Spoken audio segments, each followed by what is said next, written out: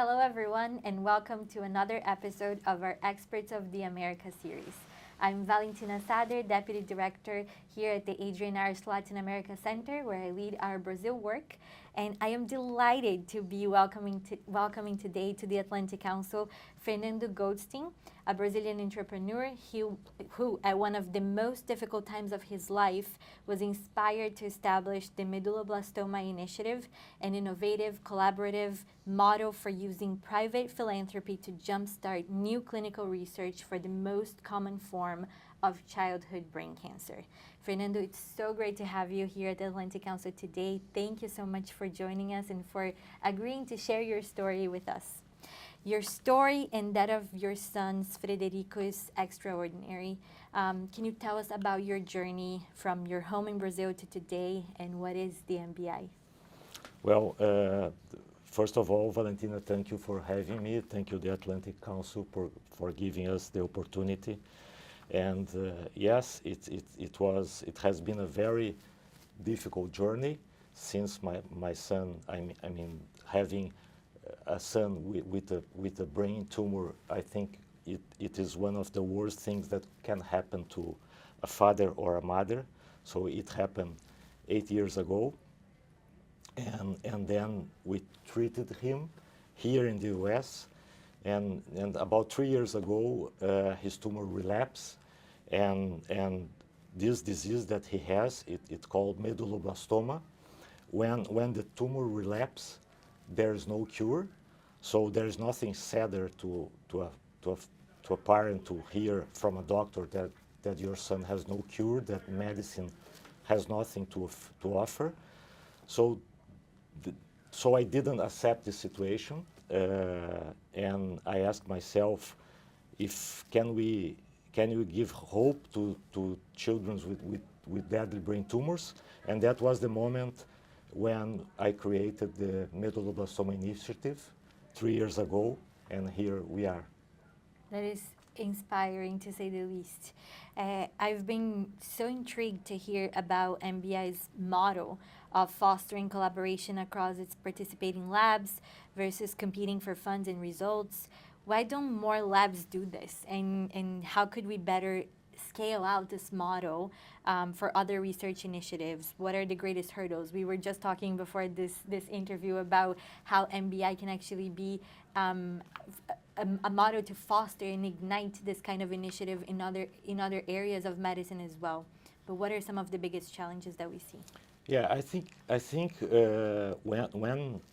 when I faced the situation 3 years ago that we didn't have any option to treat our son, then I start talking with Dr. Roger Packer, which is one of the most renowned scientists in the world in this field, from Washington, from Children's National Hospital, and we start talking about what could be done. Then maybe you cannot believe, or the audience would not believe, but medicine and technology have been evolved a lot in the last decades. But unfortunately, not for kids with brain tumors, because the treatment that the kids do for medulloblastoma, the treatment was created back in the 80s. So the treatment is not effective enough, so we lose lots of kids, and the treatment is very toxic. So the kids most of the kids have long life side effects from the treatment. So the challenge was how can we create a new treatment? How can we invent a new treatment and make science move? So Dr. Packer had a very great idea that he brought together many labs. Today we are 13 labs, 10 from the US, 2 from Canada, and 1 from Germany. And in these labs, they reunite the best scientists in the world in this field. And this lab, and that is key. These labs, they are working together and synergetically to find a cure, so they are not competing.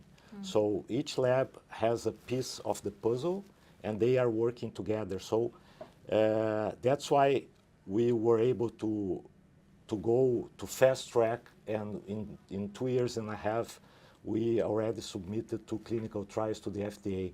So this is a kind of a blueprint that we created, let's put this way, by a family and a very important doctor that could make this happen, and maybe that could be a blueprint for other diseases, for other initiatives to tackle other diseases. It's a true collaborative effort, and it's very impressive what you were able to achieve in such a short period of time also. You raised a great deal of attention in Brazil, where you're from, where I'm from, and now are looking to raise awareness and resources here in the United States as well. This year, in 2024, we celebrate the bicentennial of U.S.-Brazil diplomatic relations, and there's so much opportunity for even greater cooperation on fields such as research and innovation and medicine. How can these two nations collaborate to help find solutions and paths forward so that future children have better opportunities? And you mentioned your initiative is a clear example of some of these initiatives and these approaches. But can you think of anything that we could be? How can we foster this cooperation between our two countries? Yeah, in our particular case, we are funding these labs in these countries that I mentioned to you, because these countries, these labs were chosen because they were more advanced in researching of medulloblastoma. So they were not chosen by chance. They were chosen because each lab has exactly something that Dr. Packer needed to add in this puzzle.